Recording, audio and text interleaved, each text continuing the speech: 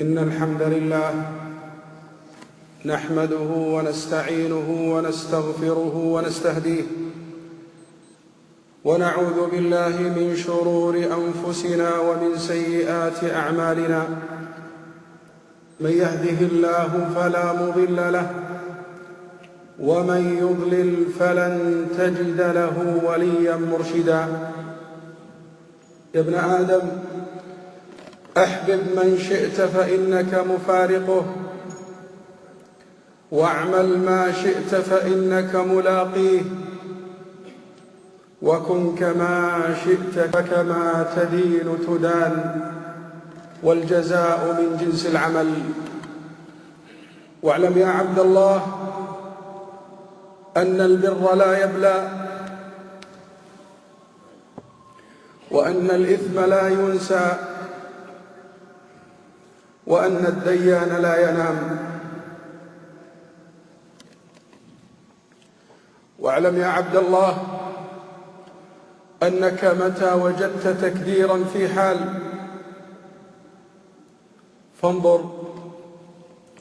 فانظر إلى نعمة ما شكرت، أو زلة قد فعلت. إن الله لا يغير ما بقوم حتى يغيروا ما بأنفسهم. عباد الله، اتقوا الله حقيقة التقوى، واستمسكوا من الإسلام بالعروة الوثقى، واعلموا أن أجسادنا على النار لا تقوى. التقوى الواعظون بها كثير والعاملون بها قليل. جعلني الله وإياكم من المتقين. قل للطبيب تخطفته يد الردى، من يا طبيب بطبه أرداك. قل للمريض نجا وعوفي بعدما عجزت فنون الطب، من عافاك. قل للصحيح يموت لا من علة، من بالمنايا يا صحيح دهاك. قل للبصير وكان يحذر حفرة فهوى بها، من ذا الذي أهواك. بل سائل الأعمى خطى بين الزحام بلا اصطدام، من يقود خطاك. إنه الله، إنه أرحم الراحمين، إنه جل وعلا إذا أراد الهداية والصلاح للعبد فإنه يوفقه لعمل صالح. إذا كان خير البشر المعصوم بأبي هو وأمي صلى الله عليه وسلم يقول يوم حفر الخندق: والله لولا الله ما اهتدينا وما تصدقنا وما صلينا، فأنزلا سكينة علينا. أما بعد، إخواني الكرام،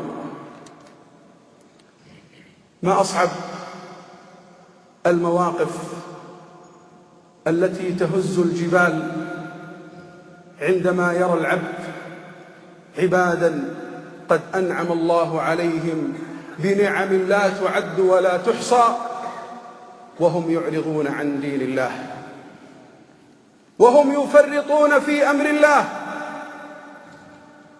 قبل أيام ليست بالكثيرة كنت في جمع من الشباب في محاضرة صباحية الساعة 9:30، أعمارهم ما بين 25 إلى قرابة 50. قلت لهم والله بكل عفوية: لو قدر أن سائلا قد سألنا متى صلينا اليوم الفجر، أكرر والله قلتها بكل عفوية، فأجابوا، أنطقهم الله الذي أنطق كل شيء، أجابوا بلسان واحد: صلينا بعد الساعة 6. وتعلمون أن ما بعد 6 أو قبل 6 قد خرج وقت صلاة الفجر. كثير من العلماء يقول لو صلاها 1000 مرة ما قبلت منه. لماذا؟ ما هي الأسباب؟ حب الدنيا، الإقبال على أمر الدنيا مع أنه محسوم، والإعراض عن دين الله وطاعة الله مع أنها أمر قد وكل للعبد. والأدهى والأمر، في الأسبوع الماضي وفي نفس الوقت تحدثت عن تضييع بعض الشباب للصلاة بألم، وكان الوضع مؤلما، فرفع يديه أحدهم قد قارب 30، قال بعد إذنك أريد الخروج. قلت ماذا تريد؟ إن كان مكالمة جوال أجلها بعد المحاضرة. ثم نزلت الصاعقة. ما أحلم الله،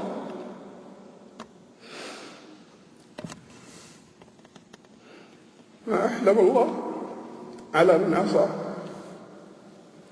جاءت الصاعقة، قال أريد الخروج لكي أصلي الفجر الساعة 9:30. أردت أن أعزي نفسي وآتي بالأعذار لأخي. قلت لعلك نسيت صلاة الفجر.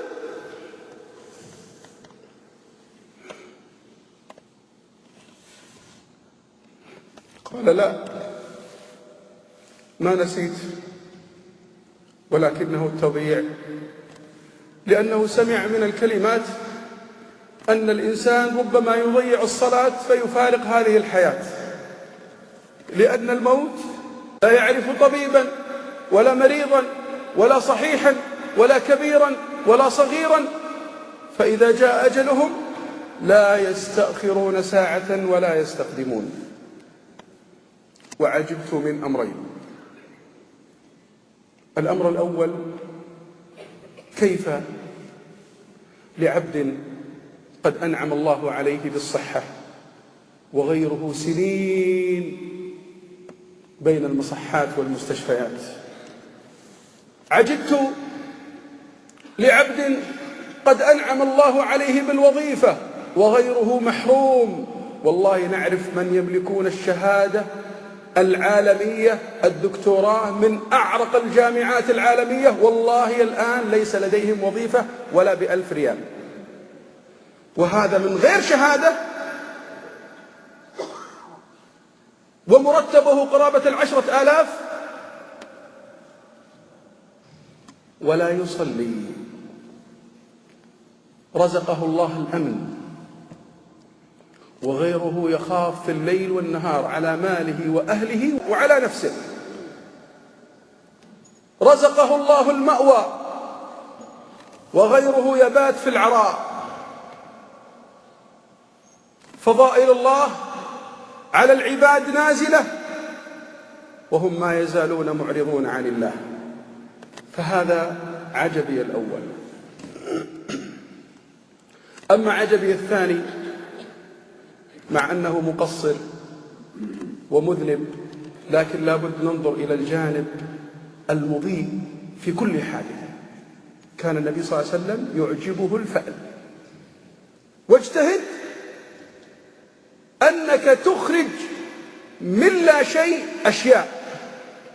أعجب حقيقة من شجاعته،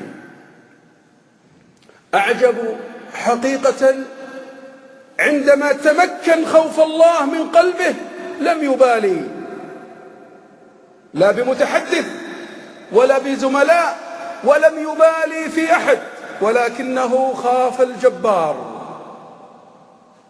نسأل الله جل وعلا أن يعظم خوفه في قلوبنا. فوالله ما أوقعنا في بلية إلا أننا نتغافل ونتهاون في تعظيم شأن الله جل وعلا. يقول أحد السلف: من خاف الله وحده لا يخاف من مسؤول ولا من كبير ولا من صغير، ما يخاف إلا الله. من خاف الله أخاف الله منه كل شيء، حتى الدواب تخاف منه. ومن لم يخف الله أخافه الله من كل شيء. يحسبون كل صيحة عليهم، يخاف حتى من ظله وهو يسير، يفزع لكل موقف، لأنه لم يعظم الجبار جل جلاله. أسأل الله جل وعلا أن يحيي قلوبنا، وأن يعظم هذه الصلاة في قلوبنا وقلوب أبنائنا. يقول عمر بن عبد العزيز للجند: والله إن أصبع محمد بن واسع أحب إلي من 1000 فارس. إن أصبع محمد بن واسع يعني دعواته لنا أحب إلي من 1000 فارس. الصلاح الحقيقي ما بينك وبين الله، ليست بالمظاهر. ليس الشأن أن يقول الناس كل الناس أنك صالح والبعيد عدو لله، وليس الشأن أن يقول الناس عن المرء أنه طالح وهو صالح عند الله. ما ندري من المقبول فنهنيه، ولا ندري من المحروم فنعزيه. نسأل الله جل وعلا أن يقينا وإياكم شح أنفسنا. أقول ما تسمعون، وأستغفر الله لي ولكم ولسائر المسلمين من كل ذنب فاستغفروه، إنه هو الغفور الرحيم. واعلموا عباد الله أن التائب من الذنب كمن لا ذنب له. الحمد لله رب العالمين الرحمن الرحيم، والصلاة والسلام على نبينا محمد وعلى آله وصحبه أجمعين. يقول ربنا جل وعلا في محكم التنزيل: فخلف من بعدهم خلف أضاعوا الصلاة واتبعوا الشهوات فسوف يلقون غيا. غيا واد في نار جهنم بعيد قعره وشديد حره. يقول عمر بن عبد العزيز رحمه الله: ليس أضاعوها يعني تركوها بالكلية، ولكن أضاعوها يصلونها بعد خروج وقتها. يصلون الفجر بعد طلوع الشمس، ويصلون الظهر مع العصر، والعصر مع المغرب، والمغرب مع العشاء، والعشاء بعد منتصف الليل. هؤلاء الذين ضيعوا الصلاة ولم يتركوها قد وعدوا في قعر جهنم، أجارنا الله وإياكم منه. إخواني الكرام، والله أعلم، وهذا اجتهاد من العبد الفقير، أن ما ضيع كثير من الشباب الصلاة في الكبر كثير. لاحظوا إخواني، أنا قلت كثير لأن مقولة الكل هذا ظلم. الكثير ممن ضيعوا الصلاة، اسمحوا لي أقولها، ضيعوها بأسباب الوالدين.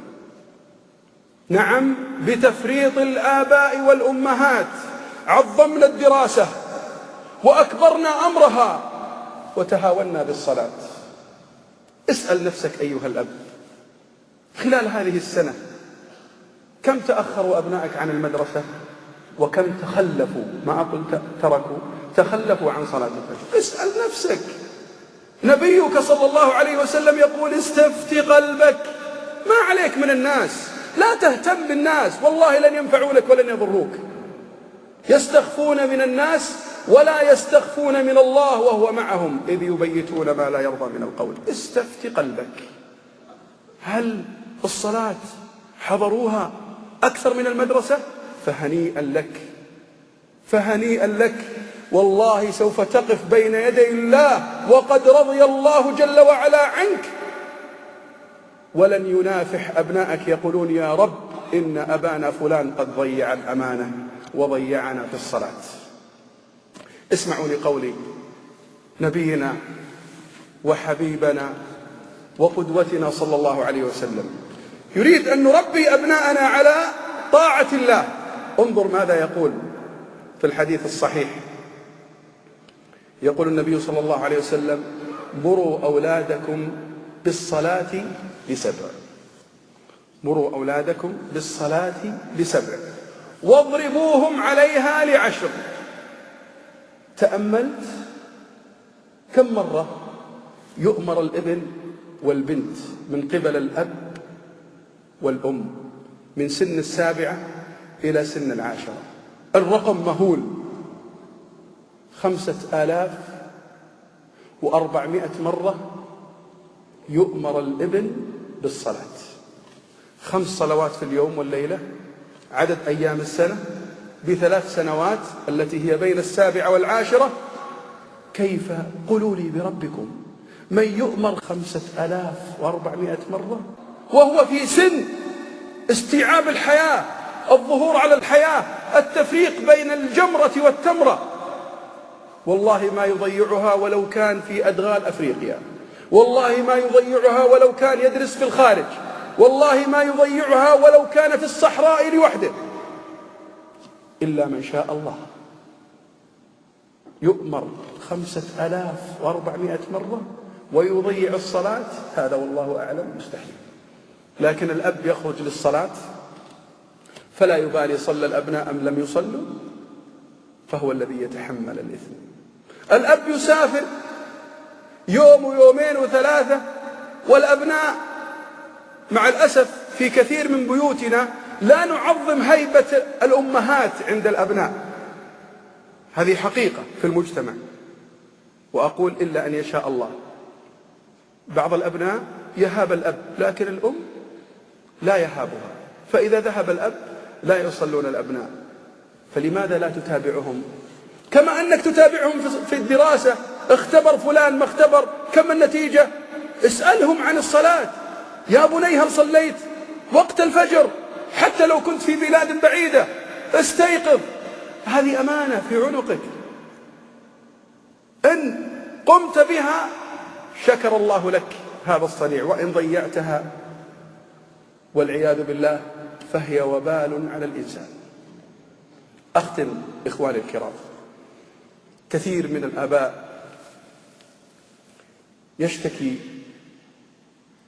من انصراف الأبناء عن طاعة الله، وأقول الحل في ذلك في أمرين: أولا بصلاح الأب وصلاح الأم، لأن صلاح الآباء ينفع الأبناء أحياء وأمواتا. ما الدليل؟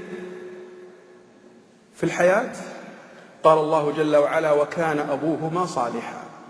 الله يحفظ الذرية، حتى بعض المفسرين قال إلى الجد السابع يحفظهم الله بصلاحك أنت، أحفاد أحفاد أحفاد أحفاد أحفادك يحفظهم الله بصلاحك. يقول سفيان عندما قالوا له أبناءه وزوجته: اربأ بنفسك، لا ترهق نفسك بصلاة الليل. قال: والله إنما أصلي من أجلكم وكان أبوهما صالحا. أما في الجنة فإن صلاح الآباء والأمهات ينفع الأبناء.